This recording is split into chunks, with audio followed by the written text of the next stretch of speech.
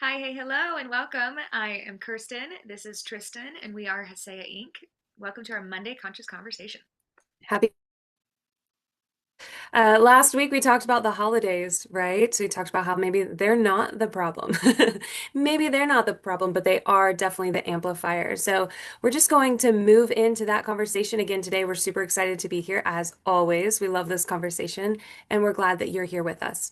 Yes, absolutely. And the way that we're going to deepen this conversation is to really kind of showcase for you guys what the work is that we do and some examples so that you can understand, maybe if we're not in recognition of what our patterns or beliefs, our behaviors are, that we can kind of bring some of those things to the forefront and to the surface so we can really make this more tangible. Our intention today isn't to diagnose you, isn't to fix you, to call anybody out. Again, it's to just make it tangible so you can feel the difference between oh, what's it like to be regulated and dysregulation and all these yummy words that we say and understand, oh, okay, yeah, I do that. I've experienced that. That could have come from this place and this is what this, has looked like. Absolutely. Awareness is a powerful tool. That's the first tool, just being more aware of our reactions, how we think, how we do, and that gives us a little bit more space to make changes and to stay aware.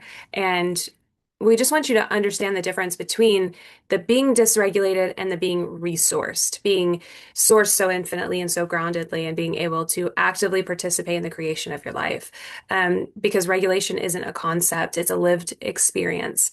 And we hope that as we go through this today, you'll understand what that means. You'll understand more what we're talking about. Absolutely. Oh my gosh. Patterns. um, we've said this before on so many of our other calls, but sometimes this is your first video for us. So repetition is good, Mhm. but also just speaking to you newbies, we're not about the shame spiral, the cycle. We are about accountability here. But when we're talking about patterns, we're not. They're not showing up because you're weak. They're not showing up because something's wrong with you or you're insufficient. Again, that you need to be fixed. They're showing up because your nervous system learned something a long time ago of how to respond to something, how to stay safe, how to receive love, how to be in control. So last week, like we've already said, we talked about the holidays, and we really revealed that they're not the problem. They're basically the way in which all of these things get exposed because we're more tired. We have more things on our plate. We're eating a lot more foods that stress out our systems physiologically, not just the mental strain that can be present within these different experiences. And so it really allows the subconscious mind to step forward, our autopilot to kind of take over in these environments. Yeah, absolutely. So we're going to look at a few holiday patterns for fun. And instead of judging them, we're just going to decode them. Okay. So these are just some things that, have been brought up for us to play with. So we're going to do a case study. The first case study is the overgiver and the people pleaser. And I just saw like 60% of people's hands go up, right? Because listen, because we're talking to a lot of women, we're talking to a lot of moms, and 60% may be a total undercut, honestly. But maybe during the holidays, you become the one who does everything. Everything. You host, you manage emotions, you smooth tensions.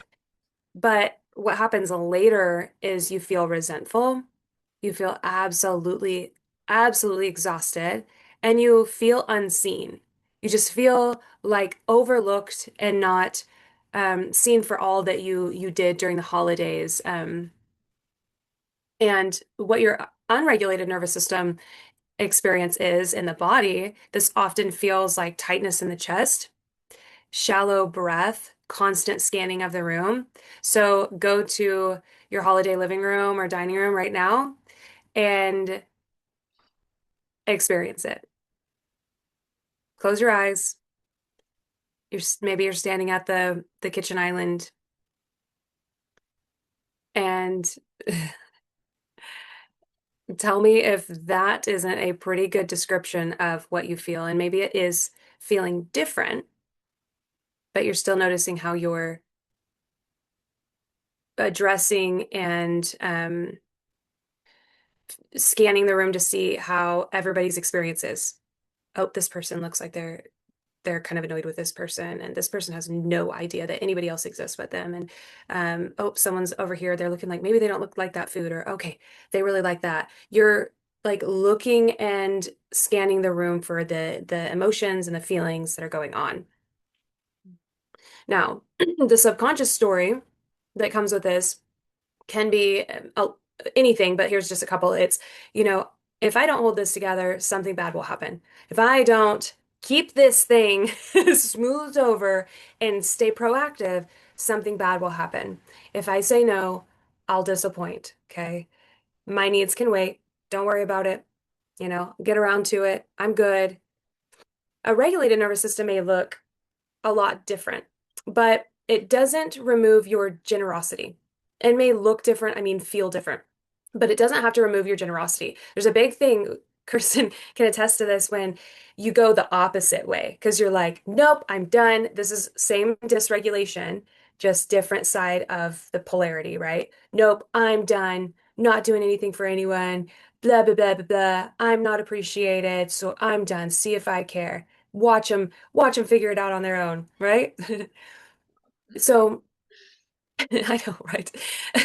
So a regulated nervous system doesn't remove that generosity. It just removes the compulsion. Instead of automatically being like, yes, absolutely, yes, there's a pause. Okay. So the work here isn't to stop caring, or you're not going to stop caring. Okay.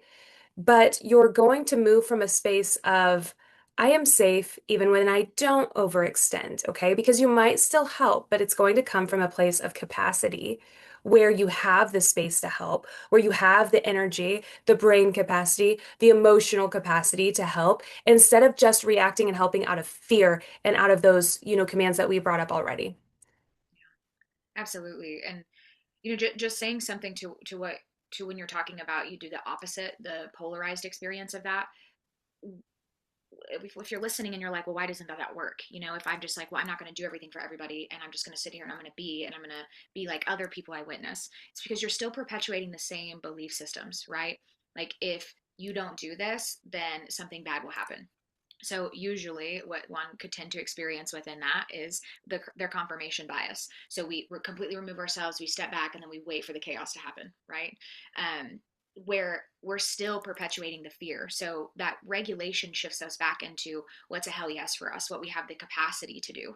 And being regulated is a huge piece, but what we do within our coaching is taking you back to understand where these belief systems were originated from, where we placed this engram on our DNA, we locked it in like a signed contract. It's like, this is what my family gatherings are. This is who I show up as. This is what Uncle Eddie does, etc., etc. So when we're aware of these, we no longer have to perpetuate them. So this is a beautiful example and one that I absolutely can relate to. Oh my gosh. Yes. I mean, so many of us just want to please, and that's the thing, is on one side you're trying to prove, um and you're trying to receive the validation and the love, not really knowing that's what you're doing, you guys. You don't know that you're trying to get that love and validation. And then over here on the opposite side, you're still trying to prove your worth and the validation things over here, but you're just doing it from the opposite side. So if you're like, I don't please anybody, that's not me. But the stories may, like, you're like, oh, well, that's strange because I still feel those things. I still have those stories. You might just be a people pleaser that has decided, screw that. I'm coming to the opposite side, but you still have those same pain points. Beautiful. Ooh, this next case study that we have, Yeah. this makes me laugh. It does. Thank you. It makes me laugh because I mean, I'm relate to everything that we talk about here today. Of course. But the beginning of my journey of self healing started with talk therapy, which was a beautiful evolution of my consciousness and my awareness. But what it really allowed me to do was to weaponize my awareness. So we're about to get into being the triggered adult child, but when we're like so aware of diagnoses and behaviors and things where we witness people and we make everybody wrong, that's why I'm giggling. Did do we have our conversation about being a spiritual asshole? Like, recorded. Like, is that one when we would talk on Instagram and drop in, or is that one that we've got in our drive somewhere or like somewhere recorded? My gosh, we got to look that up, you guys. We did a whole conversation about when you start the work, like, don't become a spiritual asshole. Yeah, okay. I think it was Instagram. We'll have to do some Do digging. some research. Yeah, yeah. Okay, so our next case study, right? The triggered adult child. So again, putting yourself back in that family gathering, you walk back in and instantly we're no longer 38, 24, 56. We're 12 years old.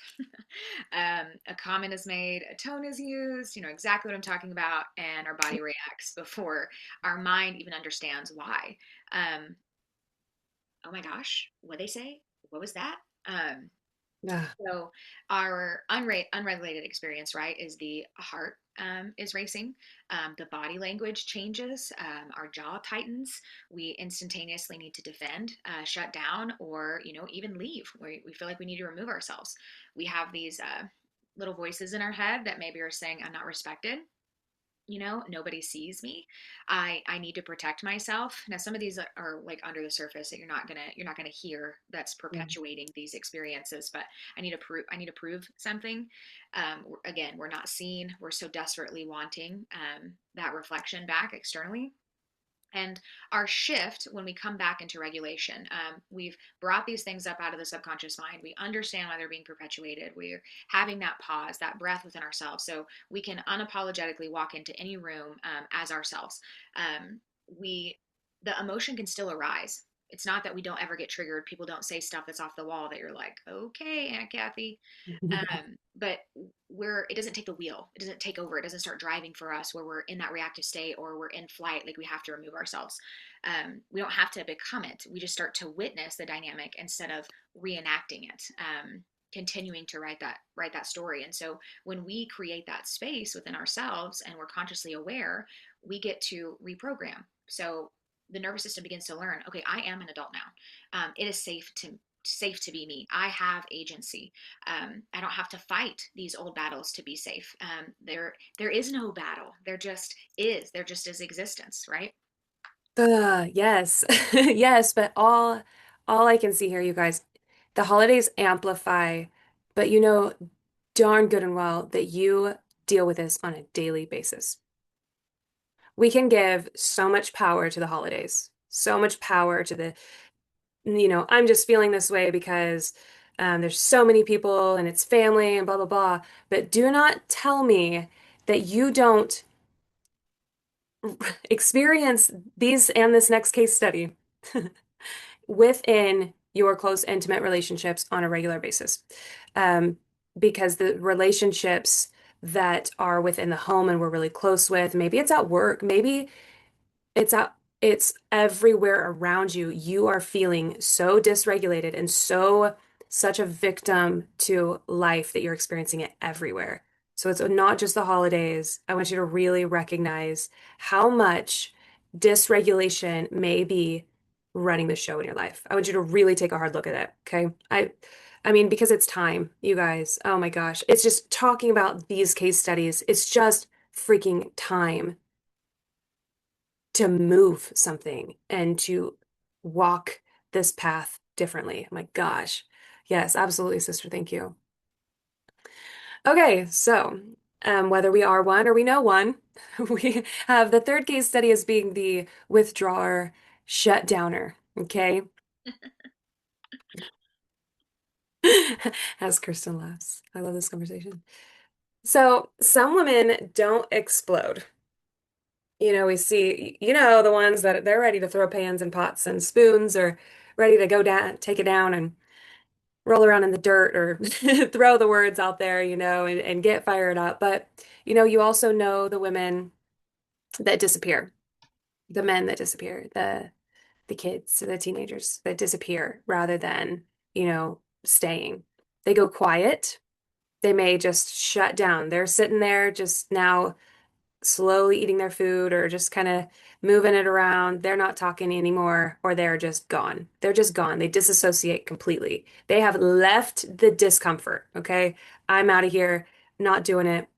They check out emotionally to survive the environment. I don't know how many of us have been able to do that before. I'm out. I'm just, some people can do it so quickly, so easily that any discomfort, any sign of an argument, disagreement, they just leave their body, dissociation out. Okay.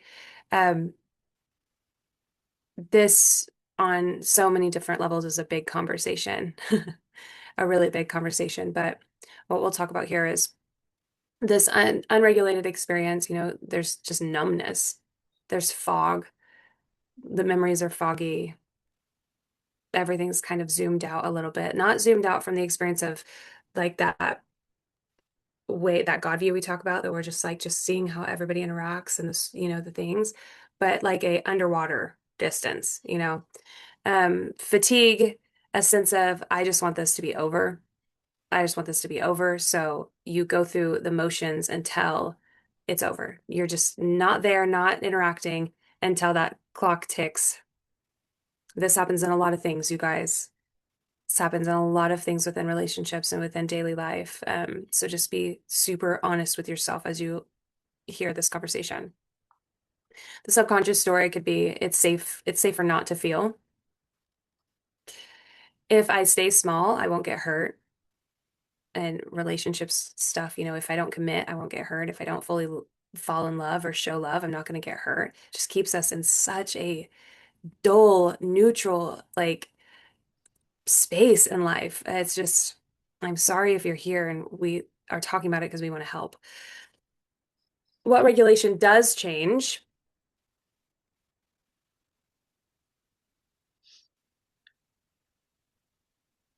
is it allows the presence without the overwhelm. So it allows you to be in the room. It allows you to stay there. It doesn't mean there's not a lot going on and you're like, I'm getting a little overwhelmed here. It's not getting so overwhelmed that you check out, okay? You don't have to leave your body to stay safe. When you're regulated, when you've removed the charge off of some of these commands within trauma work or doing this work with us, you don't have to leave your body to stay safe because you can stay present. That means you can continuously be in the moment and make choices that need to be made without just skipping out and leaving your body behind to deal with whatever, right? The reprogramming of this gets to be that the systems learn, or your system learns, that I can stay here and I can stay whole. I can stay here. If I choose to stay here, because you don't have to stay anywhere. You don't. And if it's not a hell yes, and you keep putting yourself in places you cannot stay regulated in, you, you, it's absolute misery because you can't keep your mind right. You don't have to stay.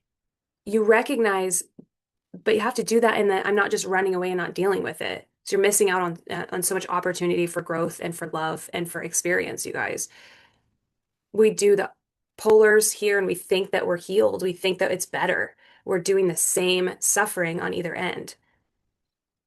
But when your system learns, I can stay here and I can stay whole because I know who I am and I can stay present enough to make decisions as I go. And not everything means everything about me. And I'm already perfect, whole, and complete. You experience things so much differently. Mm. Yeah. And I just speaking like clearly to this, you guys, what does that mean? I'm not leaving my body, but I'm staying here, but I can leave. Like, what are you telling me to do? Well, first of all, we're not your gurus, and we're not your advice givers, but some examples of what this can look like if you have that experience where you recognize, I want to withdraw, I want to check out, I just want this to be over.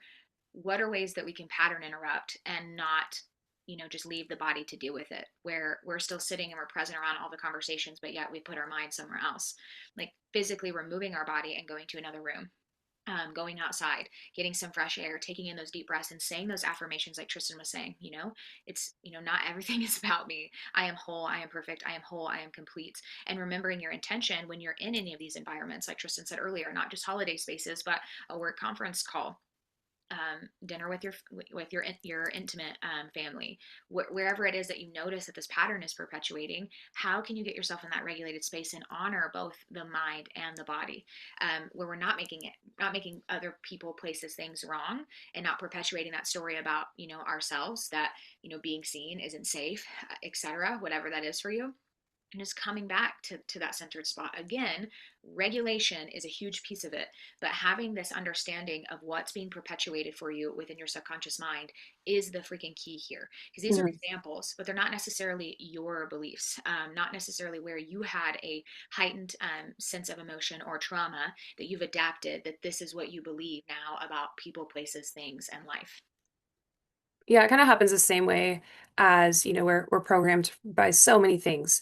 As children, we're programmed by what we're seeing around us, what we're hearing around us, and we're continually programmed through what we choose to listen to and watch and society and all the things. So then when you decide, and I see it a lot, but like when you decide, I want to be more aware, what we do sometimes when we're, trying to heal without, that proper guidance, we attach to whatever we see and we resonate with, like on social media or whatnot. And then we grab that, we take ownership of that. Now we have this as our identity. And we think we're healing because we just figured out, oh, I feel this way. First of all, that's just something you resonate with. That's not necessarily what's going on within deep, deep, deep within your subconscious mind down to the epigenetics of you. And us grabbing onto something because it feels like someone sees us and it makes sense amplifies. We just grabbed one, took it as an identity, and now we're going to run around with it like finding all the proof for it around life. That's not what we're talking about at all. We're talking about uncovering you, uncovering your commands, uncovering your limiting beliefs, yours. And with that, you don't grab onto them and take them on as your identity because you know they're there, because that would perpetuate the same damn thing for eternity. And that's not what we do. We relieve it. We take the charge off of it. It doesn't run your life anymore. It doesn't run your continuous thinking. You know it's there only so you can recognize when you are believing it, so you can pull yourself out of it to a new identity, to a unlimited identity, to one that can experience love and joy and health and wealth. That's the identity you want to be grabbing onto, you guys. And that's the only identity that you need to know who you are. We got to get through the other stuff. We got to see it so you're aware of it, because where there's light, the darkness can't exist anymore. So now you have like this flashlight to shine in the corners when something's off. That's a huge distinction that I felt like just, I mean, you guys have got to understand the difference. Yeah, absolutely. When you're talking about that, it reminded me of the car analogy, an example, because even if this is still feeling like very big concept item, I mean, yeah, I understand, I do that, but how does that really relate to me? Like, think about your car. When we hit our blinker, what does it do? Our car then blinks. So you in itself have a manual. You just haven't been taught how to read it and how to operate it. You have wirings and systems and functions and firings that are telling your car, your vessel, how to show up, how to do life, how to live, how to react, how to step back, all of these things. That's what subconscious programming is. It's getting deep into your personalized manual and understanding what neural pathways have been created, what connections and wirings are there, so that you no longer have to operate from this manual that, I don't want to say given to you, because you've been a part of creating it, but when you've operated so long not knowing that you're a part of creating it, it feels like it's just kind of slapped to you on your lap. Yeah. And when you understand that, you empower yourself with this choice that we're talking about today. You learn the language of your nervous system so that we can integrate something different, or we're no longer running on autopilot. It's when your life really starts to happen at will, not just based on the ways in which we've been operating in the past. We get to stay present. We get to stay sovereign. We get to stay at peace because we know, and not knowing from a space of weaponizing, but when we know better, we do better. Hmm. Absolutely. And we have this obligation to do better when we know better. I do. When I know better, like within my ethics of who I am, I have to do better. And none of these patterns that you've heard and that we've talked about mean that you're broken at all. They just mean you've adapted. Your body's adapted, your ego's adapted in ways to keep you safe, to protect you from things that you were like, I did not like that. Make sure it never happens again. But when we do that stuff, we don't do it from a we don't do it from a hurt space. We do it from a dysregulated space, and we get to redo that from a regulated space, to know how powerfully we can create there. Of I don't like that. That doesn't work for me. From a whole different, oh my gosh, it's just a whole different ballgame. But regulation doesn't erase emotion. It gives you space inside the emotion. Allows you to use the emotion differently, to cleanse the body with that emotion, to gain clarity with that emotion. I was up until 2:30 the night before doing yogurt because it was one of those, I'm going to do this right now, knowing how long it took. It was, I was writing about, and so I'll put this out there. I was writing about intimate relationships and the understanding of emotion within conversation, within going through big subjects and there being emotion in the conversation, being emotion in this clarity finding conversation and how to navigate that differently. Because regulation doesn't erase emotion. Because you may think, well, if I'm regulated, I'm going to speak in monotone with my husband, even over things that mean something deeply to me or doesn't work for me or we need to get through. There should be no emotion. That's the only way. But it gives you space inside of it to stay aware, stay present, and stay in this ability to create and to choose how we use our energy from that space. Oh my gosh. The pride softens and defensiveness loosens, choice returns. Like I just said, the choice of how we move forward, the choice of how we create, we just get that space, right? Yeah, we do. And that, coupled with the subconscious reprogramming that we've been talking to you guys about throughout this whole call, is your secret sauce. It's what allows the dissolution of the story, where we can still sit with the emotion in our body when we have these big conversations or triggers or things come up. So today, if any of these patterns felt like familiar, again, it's never as judgments, just as recognition. This is your awareness waking up. This is you being here on this call, seeking, desiring something different, that you're ready for change. We can call it the beginning of it or the continued evolution of what you've been asking for, what you've been praying for, what you've been speaking into existence. We continue these types of conversations in our collective, and helping teach, coach, guide our clients. And we offer them the opportunity to practice them within an immersive community, within safety, and just knowing that you guys don't have to go through this alone.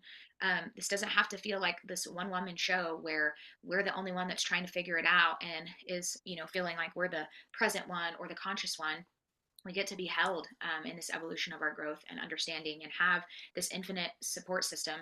Yes, that comes with inside of you, but it can be reflected to you within community, and it just helps it make it that much easier when we are going, deep into these layers. So if you haven't heard this already, we have the Hesea Collective that's coming up, in just 5 days, and we're really excited for that.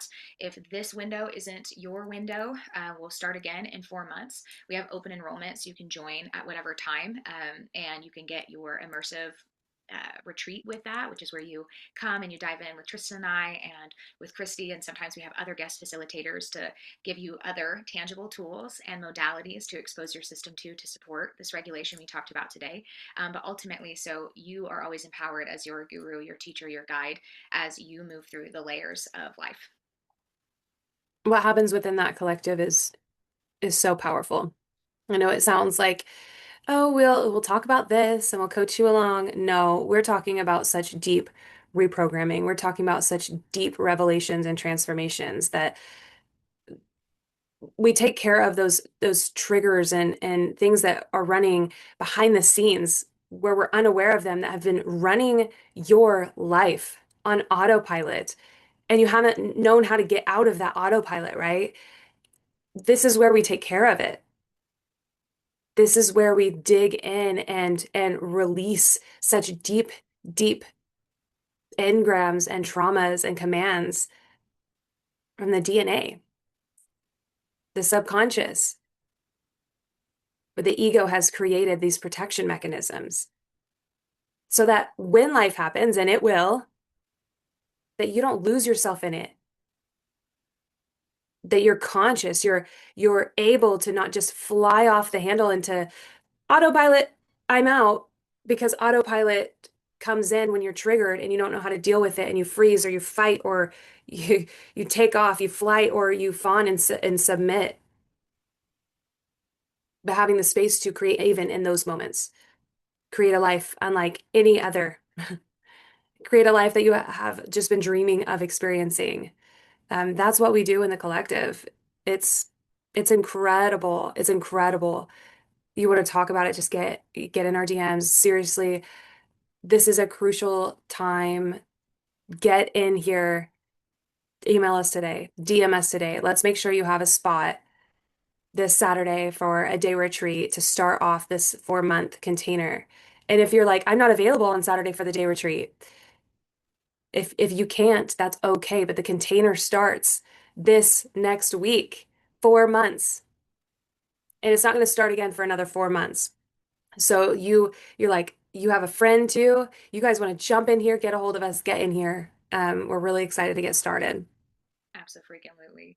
And we can sit here and we can say, yes, it starts again in 4 months and all of the different opportunities and the time. But the reality is, if you continue to put yourself off, put yourself on the back burner, you're putting this life on the back burner, this evolution of your growth, what you're committing to, where your energy is going, where your worship and your devotion is the expansion of your life. And so just looking at that right now, are we still in a basis of survival, in a basis of chaos, in a basis of separation, of lack? Do we want to continue to perpetuate that? That's a no. Not Yeah. here. I'm not here for any of those things. And this last week, we on our Instagram, we empowered you guys to understand that the new year, January 1st, and kind of what's put in our face, isn't necessarily true to the natural ways of our system and what's happening. This is a beautiful time to release and let go, to Yeah. uncover and to understand, so that you can move so powerfully into spring, the birth of new life, empowered and embodied as the woman that you're desiring to be. Not because you're going to become somebody else, but you're going to recognize that magic that's always been there, that spark, that drive that keeps telling you that there's more to life, that there's more than this experience, and that I'm worthy and that I'm deserving of it. I don't know why, because that's not been what's been happening, but something keeps me seeking. So this space is here for you. Absolutely. We love you and we look forward to you joining us. And if not, we'll see you on our next Monday Conscious Conversation. We love you so much. Have a great day.